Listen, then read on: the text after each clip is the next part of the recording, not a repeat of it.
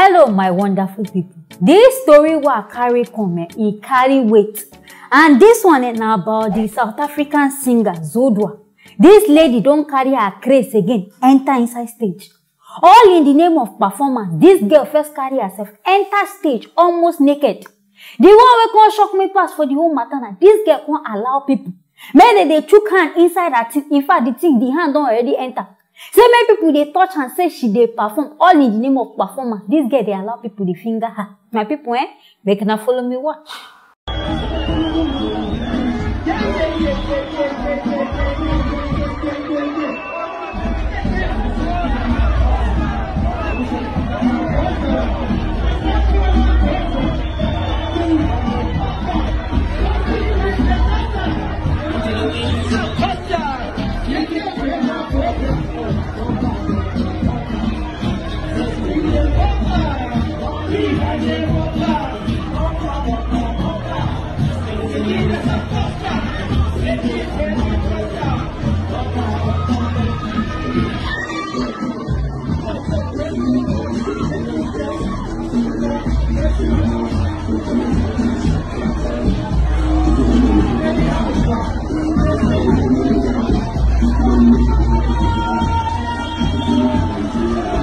Now, wow, I beg no be crazy be this. All in the name of say you won't entertain your people. Now I make you do overdo this thing. But me, I dey very certain say this girl they sick. Because one, na crazy person and they dress like this. Secondly, for you to come they misbehave like this, it don't confirm and say this girl they mad. After say some time back, this girl say she dey go rehab, go treat herself. So it means say that whole month when you spend for rehab now waste of time. You just go there, go waste of time. You don't learn anything. But Auntie Zodwa, I get one question for you. I beg, ask yourself in your deepest of mind. You sure say people they even listen to this your music because with the looks of it, the music not even sweet. You sure say that your music people they come here for? I be just because they won't come touch your body. You they perform fine and good. Nobody say make you no perform. But I beg, carry this nudity come out from this thing. Because if you look yourself, you be fine girl. I don't see why you can't say if you add nakedness, then go make your music sell. But with the fact, I trust that the nakedness, now they make this music sell.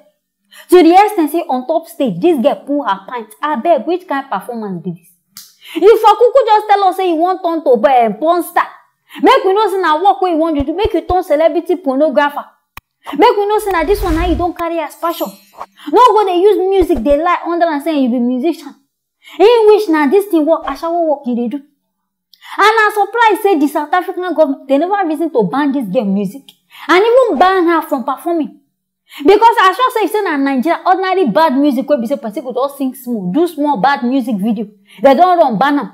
But see the freedom where this lady gets inside South Africa, she just did it, they misbehave anyhow. But I beg you, not supposed to carry this girl, go brain her.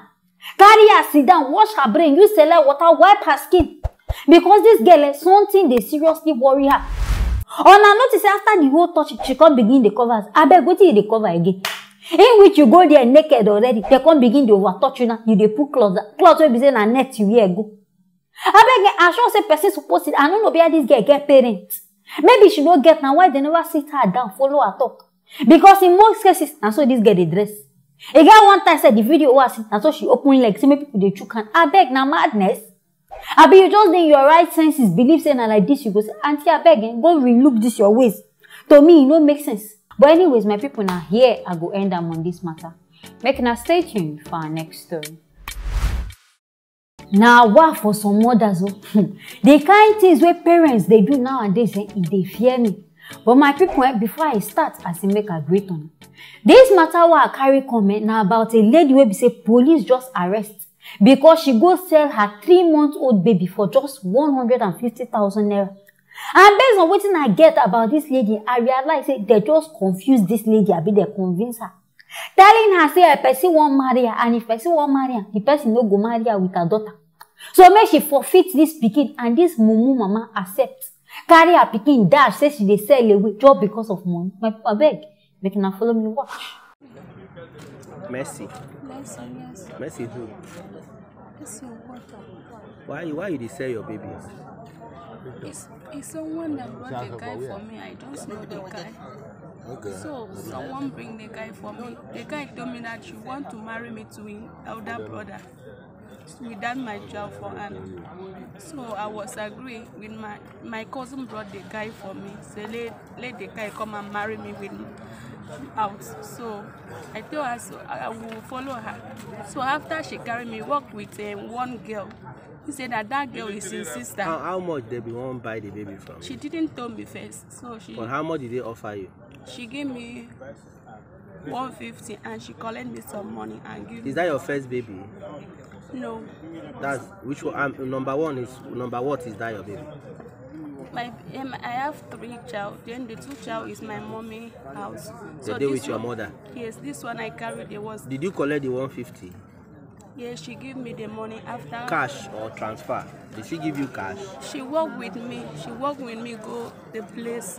For the bank or the place where they carry the where you give them where the she baby? Carry the What baby. you carry the money do? She already tell me let me use the money and pay hotel for them. So I give the money. But why you agree to accept the money? What did make you accept the money? She told me that she wants to marry me to elder brother. You don't understand what I talk. Why you accept the money? She told me that let me carry the money and start business. That when I have pregnancy again, that she will take me to that elder brother. So that means it's something that you people have been doing. I'm not doing before, sir. Sweet to God. So now hardship make you sell the baby.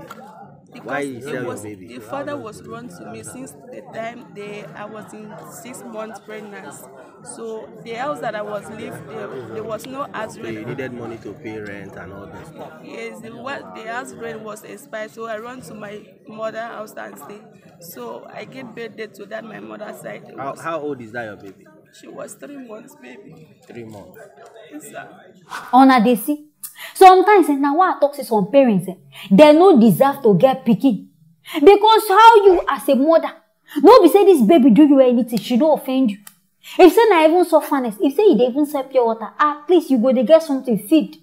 No be say this pikin they chop akpu, na breast they collect. So what at all you can't decide say, na to sell her, na go pay you. And based on what this lady talk, she thought she get 3 children already. Anyway, these children they with her mama, until why be say your sense no quarter, you say at least so. My mama fit collect 3. If I carry extra 1, you think your mama no go collect them. She go collect them because she don't notice. Person where they take care of 3. Now 1 extra she will come. They will say she no go collect. She no go collect. See a person won't marry. I beg who won't marry you. The person just even they play you. They don't realize say you be mumu. Say now money now you defer. Now what make they use marriage? They hold you down. A person go say he won't marry you. You no come see your family. He just carry money give you collect your pikin and you accept. And based on what this girl they talk, she they claim say the person talk say if she get another belly, I beg. On a sure say no be baby factory machine this lady they do. Where be say she could just get belly go sell the pikin. And with the looks of things, this lady I don't want to talk say she be wayward person. Because first pikin we no see papa. Second pikin you no see papa. Third one you no see. Fourth one again. You no see get. I beg what when you they use your life they do. Because to me it bless your life never even get meaning.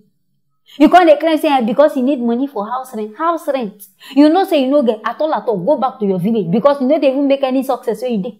You just say they born pikin. If so you go they live with your parents, at least you go understand. But some people I know they understand that mentality. So this pikin now, if people come they ask you say where the pikin, what you go tell them? Say you there with your mama. If they can't go meet your mama, ask your mama say go say you there with you. I don't know why now they think like this. And some people they find this pikin for years. They don't they beg God. Say God gave me. See the person where God don't carry the pikin give. The person who even need the pikin, it just they misuse the pikin anyhow. Small thing, you don't want to go do the thing, get belly, go sell pikin.